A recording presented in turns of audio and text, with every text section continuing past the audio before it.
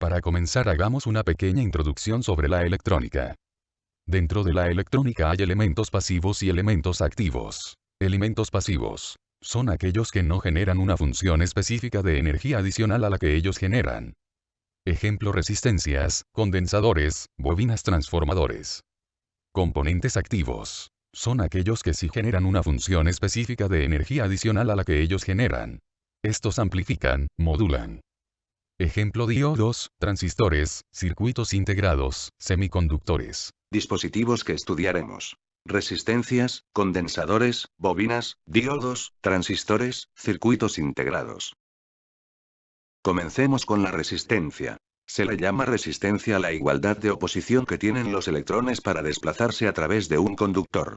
La unidad de resistencia en el sistema internacional es el ohmio, que se representa con la letra griega omega.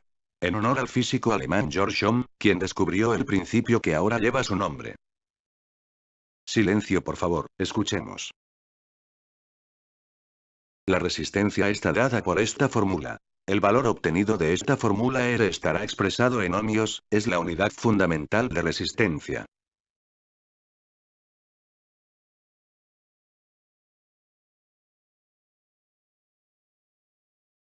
Este es su símbolo. Los múltiplos y submúltiplos más importantes son: los cuerpos conductores permiten el paso de cargas eléctricas, pero no todos los conductores dejan pasar la corriente con la misma facilidad, ya que todos los cuerpos ejercen una cierta resistencia a su paso. Esta resistencia dependerá de varios aspectos: material, tamaño geométrico, longitud y sección del conductor.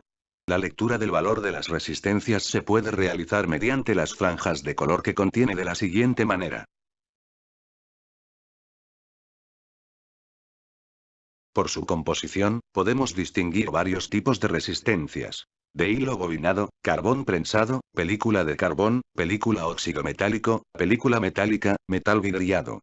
Veamos cada una de ellas. De hilo bobinado. Fueron de los primeros tipos en fabricarse, y aún se utilizan cuando se requieren potencias algo elevadas de disipación.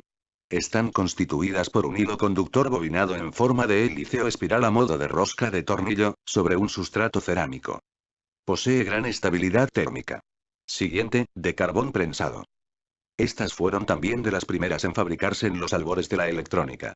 Están constituidas en su mayor parte por grafito en polvo, el cual se prensa hasta formar un tubo como el de la figura. Las patas de conexión se implementaban con hilo enrollado en los extremos del tubo. Las resistencias de este tipo son muy inestables con la temperatura, tienen unas tolerancias de fabricación muy elevadas. Ahora las resistencias de película de carbón. Este tipo es muy habitual hoy día, y es utilizado para valores de hasta 2 vatios, tolerancia 5%, menos ruido térmico que las anteriores, mayor estabilidad térmica y temporal. Se utiliza un tubo cerámico como sustrato sobre el que se deposita una película de carbón, tal como se aprecia en la figura. Película óxido metálico. Son muy similares a las de película de carbón en cuanto a su modo de fabricación, pero son más parecidas, eléctricamente hablando, a las de película metálica. Se hacen igual que las de película de carbón, pero sustituyendo el carbón por una fina capa de óxido metálico, estaño o latón. Estas resistencias son más caras que las de película metálica, y no son muy habituales. Se utilizan en aplicaciones militares muy exigentes o donde se requiera gran fiabilidad, porque la capa de óxido es muy resistente a daños mecánicos y a la corrosión en ambientes húmedos. Continuemos con resistencias de película metálica. Este tipo de resistencia es el que mayoritariamente se fabrica hoy día, con unas características de ruido y estabilidad mejoradas con respecto a todas las anteriores.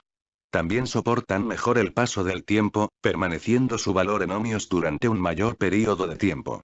Se fabrican este tipo de resistencias de hasta 2 vatios de potencia, y con tolerancias del 1% como tipo estándar. Bueno, y por último, de metal vidriado. Son similares a las de película metálica, pero sustituyendo la película metálica por otra compuesta por vidrio con polvo metálico. Como principal característica cabe destacar su mejor comportamiento ante sobrecargas de corriente, que puede soportar mejor por su inercia térmica que le confiere el vidrio que contiene su composición. Como contrapartida, tiene un coeficiente térmico peor, del orden de 150 a 250, se dispone de potencias de hasta 3 vatios.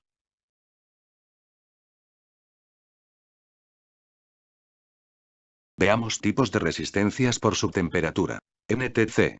Son de silicio, tienden a dañarse, la temperatura es inversa a la resistencia. La PTC. Son los más usados, la temperatura es directa a la resistencia. Aprendamos cómo podemos chequear el estado de una resistencia. Para ello utilizamos un multímetro. Se coloca en K.